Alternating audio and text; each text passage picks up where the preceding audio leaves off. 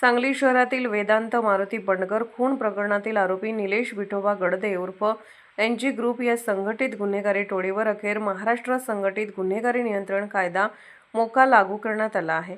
विशेष पोलीस महानिरीक्षक कोल्हापूर परिक्षेत्र यांनी या प्रस्तावास मंजुरी दिल्याने बालकासह 9 आरोपींवर मोका अंतर्गत कारवाई करण्यात आली आहे।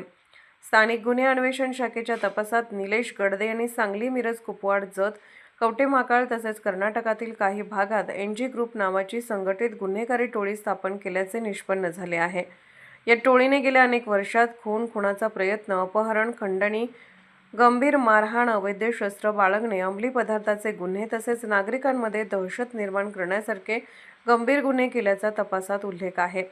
या प्रकरणाचा तपास स्थानिक गुन्हे अन्वेषण शाखेचे पोलीस निरीक्षक संजीव झाडे यांनी केला। सरकारी अभियोक्त्यांचे अभिप्राय घेतल्यानंतर मोका लागू करण्याचा प्रस्ताव पोलीस अधीक्षकांकडे सादर करण्यात आला होता। त्यानंतर विशेष पोलीस महानिरीक्षकांनी प्रस्तावास मंजुरी देत आरोपीवर मोका कायद्याअंतर्गत कारवाईस हिरवा कंदील दिला। पुढील तपास उपविभागीय पोलीस अधिकारी शहर विभाग सांगली यांच्याकडे वर्ग करण्यात आला आहे। पोलीस प्रशासनाने सांगली जिल्ह्यातील संघटित गुन्हेगारीला आळा घालण्यासाठी भविष्यातही अशाच कठोर कारवाया सुरू राहतील असा स्पष्ट इशारा दिला आहे। अशाच ताज्या आणि वेगवान बातम्यांसाठी पाहत रहा SMK लाईव्ह न्यूज। गुन्हा जिथे SMK न्यूज तिथे।